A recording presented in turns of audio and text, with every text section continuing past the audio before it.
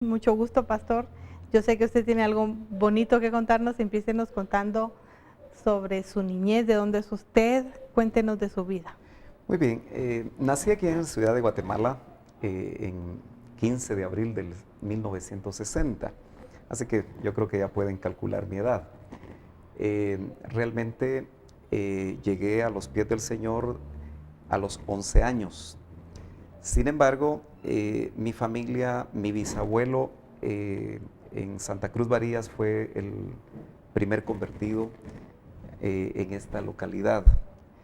Entiendo que Radio Maya, allá en Santa Cruz Varías, tiene su testimonio, solo que está grabado en aquellas cintas grandotas. Eh, Tuve la oportunidad hace unos años de poder estar por allá y poder conocer Radio Maya y también el lugar donde se levantó una iglesia hace 80 años, que se llama Roca de los Siglos. Así que podemos decir que mi bisabuelo, mi abuelo, mi papá y ahora este servidor, ya una cuarta generación de caminar en los caminos del Señor. Pero de tener un encuentro personal con el Señor fue precisamente a los 11 años.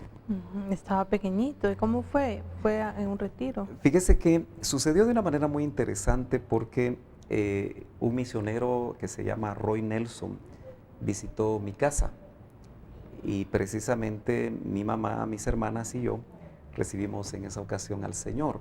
Yo estaba muy cercano de cumplir los 11 años y recuerdo haber visitado la iglesia Cristo Redentor aquí en Colonia Montserrat, aquí cerca, el día de mi cumpleaños, y precisamente recuerdo que esa fue una de las primeras veces que yo asistí a una iglesia cristiana, y a partir hasta el día de hoy prácticamente son 40 años de estar en los caminos del Señor.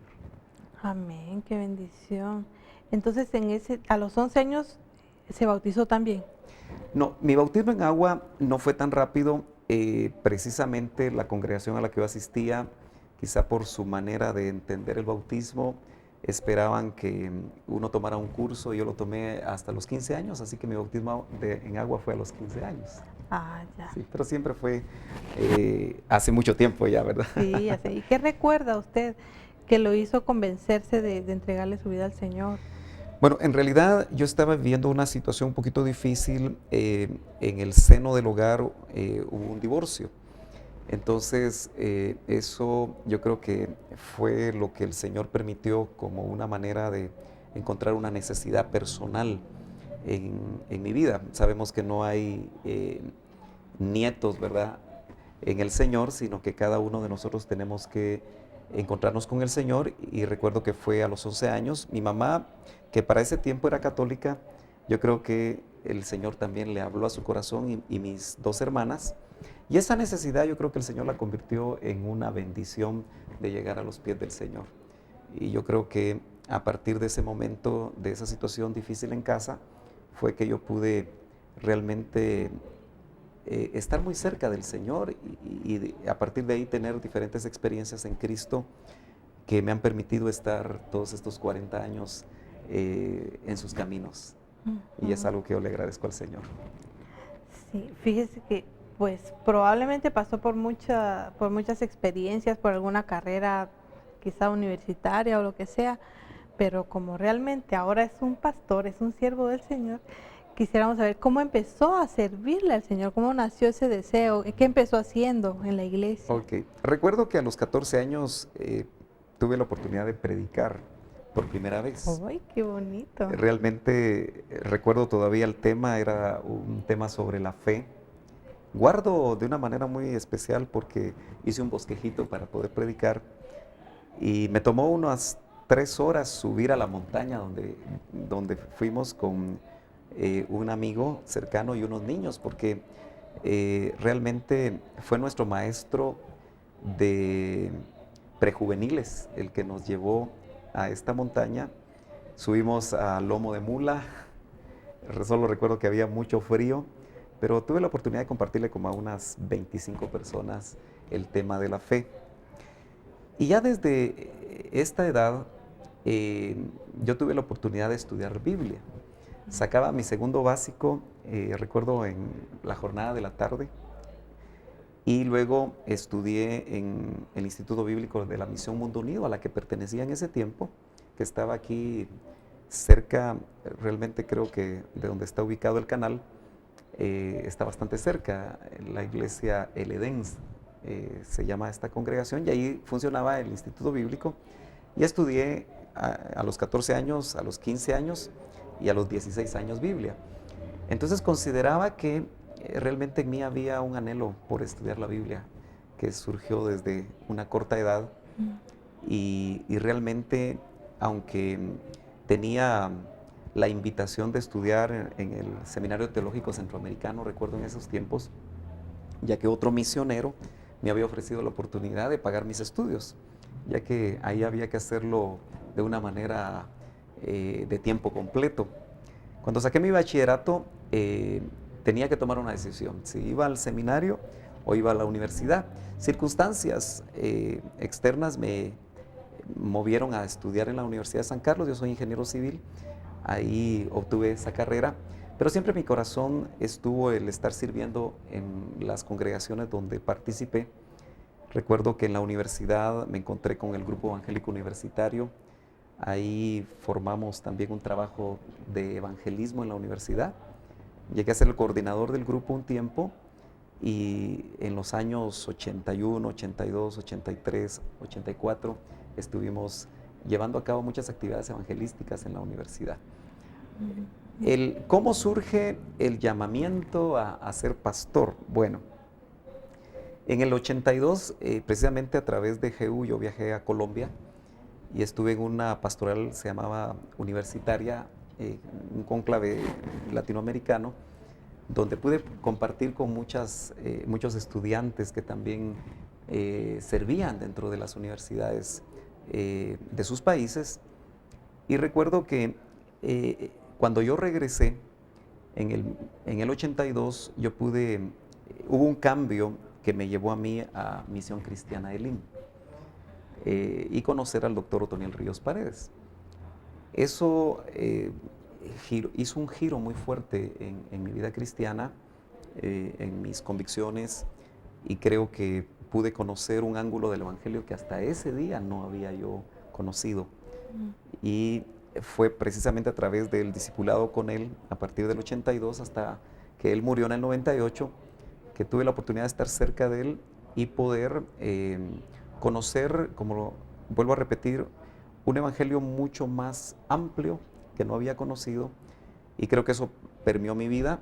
Y recuerdo que él me decía en mi relación con él: mira, Sergio, tú eres un maestro de la palabra. Como que esa fue la línea en la que yo me fui desenvolviendo.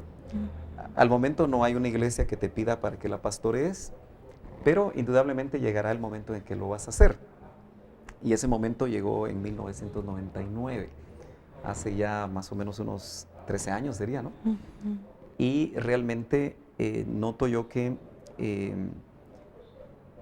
yo le llamo una emboscada que el Señor le puso a mi vida, porque como ingeniero civil desarrollé una empresa que aún tengo, y esa empresa tenía mucho trabajo en ese tiempo y no pensaba en ser pastor.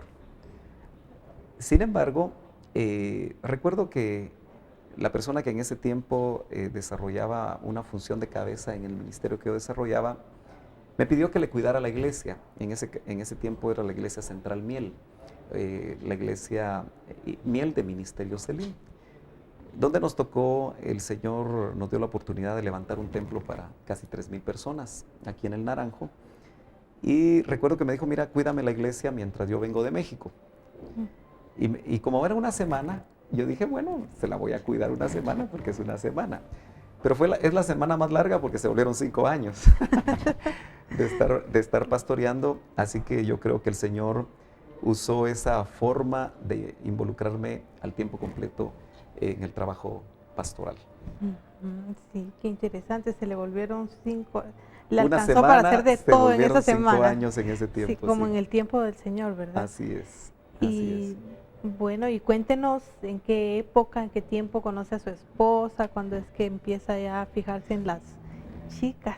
Fíjese, bueno, yo creo que uno siempre está abriendo sus ojos, ¿verdad? No todos. Cuando llega el momento adecuado. Y fue precisamente en el contexto universitario, sirviendo al Señor. Precisamente en Jehú, al viajar yo a Colombia, eh, regreso, perdón, antes de viajar yo tenía un discipulado en la Facultad de Ingeniería de la Universidad de San Carlos, donde podía, semana a semana dábamos enseñanza bíblica a inconversos y a cristianos que quisieran estar. Luego abrí otro en la Facultad de Humanidades. Y entonces recuerdo que al regresar de Colombia, en el 82, mientras yo estaba allá, llegó la que actualmente es mi esposa a formar parte de este discipulado. Desde que la vi, pues yo creo que algo pasó. Realmente acabamos de cumplir en octubre del año pasado, el 25 de octubre del año pasado, 25 años de casados. Y realmente yo le digo continuamente, yo me volvería a casar contigo con los ojos cerrados, porque realmente cuando uno encuentra a la persona que Dios escogió, para nosotros realmente tenemos la enorme oportunidad de desarrollar un matrimonio de bendición. Recuerdo que servimos juntos en Jehú, el tiempo que ella también sacó su carrera, y yo recuerdo que no le dije si quería ser mi novia, yo le dije si quería ser mi esposa. Estaba muy seguro que ella era la persona indicada y realmente hemos procreado 3 hijas, 3 bellas hijas que son de mucha bendición en nuestras vidas. Una se llama Yadira, otra Keren y la más pequeña Ana Ruth. Actualmente las 3 estudian en la universidad y han sido de mucha bendición. Mi esposa se llama Yadira. Ah, qué bonito. Sí, Yadira de Noriega. Qué bonito nombre. Y díganos, ¿qué consejo tiene usted para la juventud, para los muchachos que ya están también pensando en que ya es el tiempo de casarse o de buscar una pareja? ¿Cómo hay que hacer para confiar en el Señor y para tomarlo así tan en serio y proponer, ¿verdad? Una formalidad, no Claro. querer tener muchas novias, sino Claro. buscar a la indicada. Bueno, rápidamente, una cosa importante que creo que los jóvenes cuando oyen esto se asustan es que realmente la Biblia no nos habla de noviazgo. Es la cultura occidental la que nos ha permeado y nos ha influenciado a nosotros de pensar en noviazgo. Realmente la Biblia nos habla de amistad, nos habla de compromiso y nos habla de matrimonio. Y realmente una de las cosas que para mí es importante es que los jóvenes entiendan en el contexto cristiano, por supuesto, porque probablemente alguien que nos pueda sintonizar y que no es aún cristiano dirá, eso es una tontería no tener novias. Pero la Biblia nos invita a que seamos amigos porque la vida matrimonial, el 80% de la vida matrimonial es ser amigos.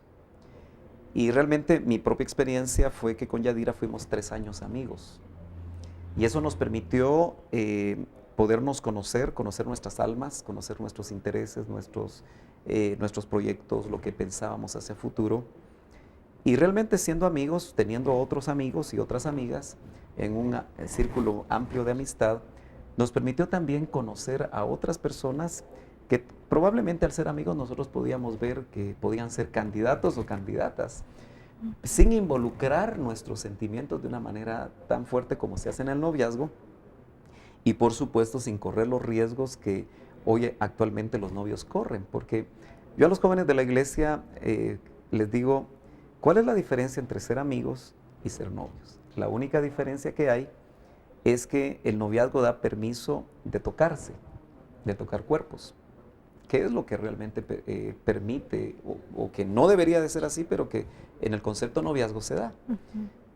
Es la única diferencia, porque ser amigos y ser novios, en ambos casos se deben de conocer y deben de conocer sus almas en el entendido que son 2 espíritus que ya nacieron de nuevo, porque obviamente creo que eso es lo más importante. Aunque los jóvenes nos sigan diciendo en las congregaciones, es que aquí en esta iglesia no hay. Pero eso yo lo vengo oyendo hace 40 años, así que nunca va a haber en la iglesia. Pero creo que lo más importante es desarrollar amistades fuertes, amistades profundas, donde los sentimientos y por supuesto otras cosas nos involucren, para no dar pasos equivocados. Y entonces tener la certeza, creo que una cosa muy importante es que Dios siempre va a tener la persona que es adecuada para nosotros. Yo oí una frase hace muchos años que me gusta y la repito cuando hablo con jóvenes o cuando me hacen preguntas como estas, que Dios no te va a dar lo que tú quieres, Dios te va a dar a ti lo que tú necesitas. Porque a nosotros el mundo, el sistema, la televisión, el cine, todo lo que influencia a los jóvenes el día de hoy, que es mucho, nos muestra un modelo de lo que es la persona ideal para nosotros. Nos habla de aspectos físicos, nos habla hasta de medidas de cuerpos, y lamentablemente eso solamente es una influencia inadecuada, porque es lo que queremos, pero normalmente si hiciéramos una encuesta, nos casamos no con quien queremos, o quien pensamos nosotros que queremos, sino nos casamos con la persona que necesitamos como ayuda idónea, en el caso de un varón con una mujer, y el complemento de la pareja realmente Dios la tiene para nosotros. Lamentablemente los jóvenes de hoy no siempre están deseando esperar y confiar que Dios tiene la persona adecuada. ¿Y cuál es el consejo que le da a los jóvenes? Yo creo que el consejo es que lo voy a plantear como un versículo bíblico. Deleítate a sí mismo en Jehová y Él te concederá las peticiones de tu corazón. Si la persona realmente establece una relación con Dios profunda y se deleita en Dios, seguramente dentro de las peticiones que tiene, como es algo tan importante como encontrar una pareja, el Señor se la va a dar, porque el Señor es fiel. Amén, qué bendición, muy bonito consejo. Ahora quisiéramos que nos contara de la iglesia, sus actividades, hermano, cuándo se reúnen, qué hacen. Excelente. Sí, actualmente yo pastoreo desde hace 7 años la Iglesia de Cristo Betel, Ministerio en Casas. Tal vez tengo que explicar rápidamente por qué Ministerio en Casas. Después de haber pastoreado una iglesia de más de 2,000 miembros por 5 años, como le comentaba, yo me vi en la necesidad de renunciar a ese ministerio por razones que no vienen al caso, y entonces Dios me permitió a mí iniciar una nueva obra. Yo le dije en una ocasión al Señor, porque me desenvolvía más como maestro, viajando, enseñando internacionalmente, pero yo le decía, Señor, si tú quieres llamarme al pastorado, me gustaría empezar de cero. Y realmente Dios me lo permitió. Empecé con 4 familias, actualmente son unas 50 familias, todavía no es una iglesia muy grande, pero empecé en el 2005 a estudiar una maestría en teología en la Universidad Mariano Gálvez, que gracias a Dios el Señor me permitió graduarme en el 2009. Tengo una maestría en teología, y estudiando pude reflexionar, y mi tesis fue sobre cómo el discipulado es la base sobre la cual nosotros podemos pastorear realmente a la iglesia, especialmente cuando las iglesias tienden a crecer, como sucede en estos tiempos. Y al versar mi tesis sobre eso, hice algunas investigaciones que me llevaron a la conclusión que una iglesia realmente, para ser pastoreada, necesita ser discipulada. Los miembros que no son discipulados se vuelven asistentes, muchas veces sin un compromiso real con Jesucristo.